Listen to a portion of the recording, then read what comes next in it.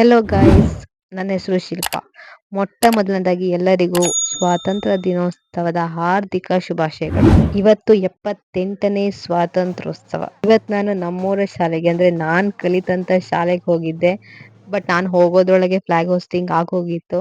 Flag hosting ಆದ್ಮೇಲೆ ಮಕ್ಕಳೆಲ್ಲ ಮೆರವಣಿಗೆ ಹೋಗಿ ಬಂದ್ರು. ಅದಾದ ನಂತರ ಫಂಕ್ಷನ್ ಇತ್ತು. ಅಂದ್ರೆ ಕೆಲವರು ಮಕ್ಕಳದ್ದು ಹಾಡು, ಡ್ಯಾನ್ಸ್, ಭಾಷಣ ಎಲ್ಲ ಇತ್ತು. ಅದನ್ನೆಲ್ಲ ಕುತ್ಕೊಂಡು ನೋಡಿದ್ವಿ.